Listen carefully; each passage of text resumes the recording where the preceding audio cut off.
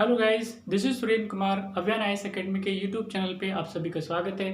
Guys, आज बात करने वाले हैं 18वीं सदी के एक महत्वपूर्ण किसान आंदोलन सन्यासी विद्रोह के बारे में।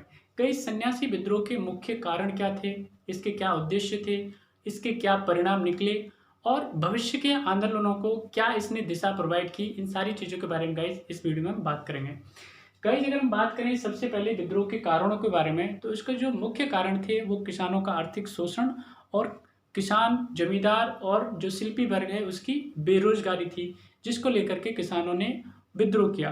गाइस, जैसा कि पता है 1764 में बक्सर विजय के बाद बिहार, बंगाल और उड़ीसा के जो दीवानी अधिकार हैं वो ईस्ट इंडिया कंपनी के पास चले गए, जिसकी वजह से बिहार और आसपास की एरियाज में विशेष आर्थिक परिवर्तन की जो बयार है वो चलना शुरू हुई। गाइस, इस आर्थिक परिवर्तन का जो दुष्परिणाम था वो किसान, छोटे जमींदार और जो शिल्पी वर्ग है उसके ऊपर नकारात्मक रूप से पड़ा और उनके जो उद्योग धंधे थे, उनके जो रोजगार के साधन थे वो पूरी तरह से नष्ट हो गए।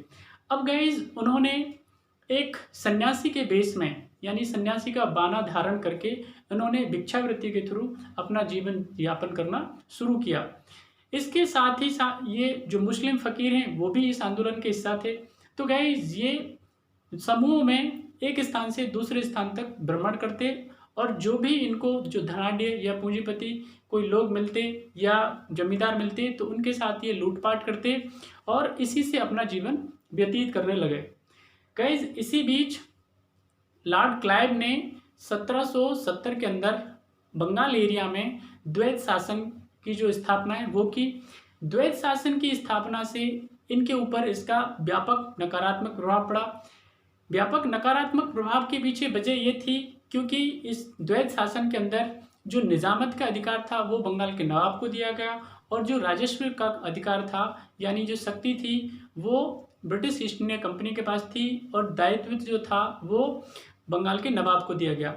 तो गाइज, इससे बिहार, बंगाल और आसपास के एरिया में, विशेष तौर पे हम बात करेंगे बंगाल के बारे में, तो बंगाल में एक भयंकर अकाल की स्थिति क्रिएट होती है जिसमें लगभग 1 करोड़ लोगों को इसने प्रभावित किया। और इस अकाल की वजह से खाद्यान्नों की कमी हो गई और इस कमी से ये जो छोटे किसान हैं, जमींदार हैं और जो शिल्पी वर्ग है उनकी स्थिति और भी दयनीय हो गई। तो गाइज, ये जो किसान हैं इसके साथ साथ जो एक्स सर्विसमैन हैं या हम कहें आपको पूर्व सैनिक हैं या अन्य जो गरीब लोग हैं वो भी इस आंदोलन से जुड़ना प्रारंभ हो जाते हैं।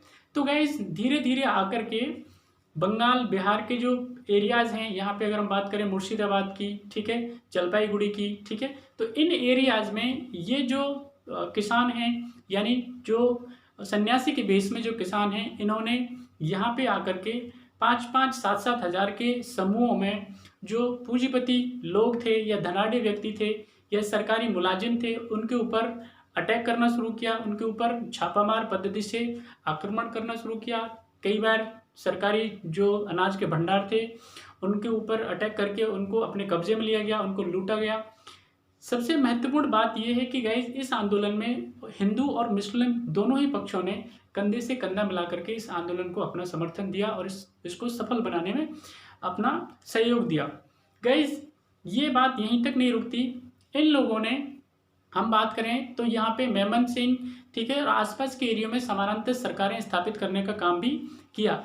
गाइस, सबसे महत्वपूर्ण बात ये होती है कि यहाँ पे इस आंदोलन को जो नेतृत्व प्रदान करने वाले थे उसमें कोई एक व्यक्ति नहीं था, लगभग सभी लीडर्स थे। लेकिन विशेष तौर पे अगर हम बात की जाए तो उसमें वंजर शाह, मूसा शाह, भवानी पाठक और देवी चौधरानी जैसे कुशल नेतृत्व प्रदान करने वाले लोग थे, जिसकी वजह से ये आंदोलन इतना लंबा चला। गाइस, इतिहास में काफ़ी लंबा चलने वाले आंदोलनों में इसको गिना जाता है। लगभग ये 3 दशकों तक इस आंदोलन ने ब्रिटिश हुकूमत को नाकों चबाने का काम किया। तो गाइस, साथ ही समानांतर सरकार के साथ में यहाँ पे हम बात करेंगे तो ये, अब बात करते हैं अगर हम इसके विद्रोह के परिणामों के बारे में, तो गाइस, ये आंदोलन काफ़ी लंबा चला लेकिन ब्रिटिश हुकूमत ने इसने ताकत के बल पे इस आंदोलन को दबा दिया।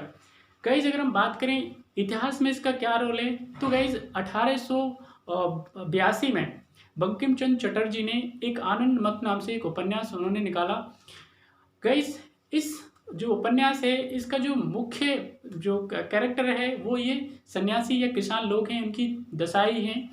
इस पे एक मूवी भी बनी है, राइट। तो ये हमें बताता है कि ब्रिटिश ने किस बर्बरता से किसानों को बर्बाद करने का, भारत की अर्थव्यवस्था को खत्म करने का षड्यंत्र रचा, सिर्फ निहित स्वार्थों के लिए। जो अपने आप को सिविलाइज सभ्य लोग कहते थे, इन्होंने भारत में आकर के अपने निहित स्वार्थों के लिए यहाँ के किसानों को, जो कभी काफ़ी खुशहाल स्थिति में रहते थे, उनको गरीबी और खेत मजदूर की जो कैटेगरी है, या सन्यासी यानी जिन्हें हम भारतीय परिप्रेक्ष्य में साधु या फकीर या बाबा जी का नाम देते हैं, ऐसी स्थिति में ला करके खड़ा कर दिया। तो गाइस इसके बाद में ये आंदोलन रुकता नहीं है। 1783 के अंदर बंगाल के दिनाजपुर, रंगपुर, इसमें भी ये आंदोलन बढ़ता है। और गाइज यहाँ पे जो राजस्व अधिकारी था, अगर हम बात करें देवी सिंह, तो वो अपने जो एजेंटों के थ्रू क्या करता था, जो बढ़ी हुई तो जो टैक्स की रेटेज थी, बढ़ी हुई कर की जो दरें थी, उसको जबरन अपने लठैत से वसूल करवाता था। कई बारी ये जो कृषक होते थे, अगर कोई किसान टैक्स ना दे पाता था तो उसके साथ में उसके बीवी बच्चों के साथ में भी काफ़ी ज़्यादतियाँ की जाती थी। तो गाइस धीरज नारायण और अन्य लोगों ने मिलकर के ब्रिटिश के खिलाफ, ब्रिटिश हुकूमत के खिलाफ में एक प्रतिरोध दर्ज कराया। कई बारी शिकायतें की गई थी, लेकिन कोई भी इनको कानूनी सहायता नहीं मिली। मजबूरन होकर उन्होंने ब्रिटिश हुकूमत और इस तरह के जो अधिकारी थे, कर्मचारी थे, जमींदार थे, उनके खिलाफ आंदोलन किया। और इसमें लगभग जब ये आंदोलन किया गया था तो 10,000 के आसपास लोगों ने इसमें भागीदारी की। और जो सरकारी भंडार गृह थे, अगर हम बात करें तो इसके जो ऑफिसेज थे उन पर अटैक किया। वहाँ से जो पैसा है या अनाज है उन्होंने अपने कब्जे में ले लिया। लेकिन सरकार के तीव्र प्रतिरोध के बाद में, दमन के बाद में, इन आंदोलनों को दबा दिया गया। तो गाइज अगर हम बात करें इन आंदोलनों के बारे में, तो ये जो आंदोलन है विशेष तौर पे अपने जो शॉर्ट टर्म यानी हम कहें कि निहित उद्देश्यों से पूरित थे, ठीक है।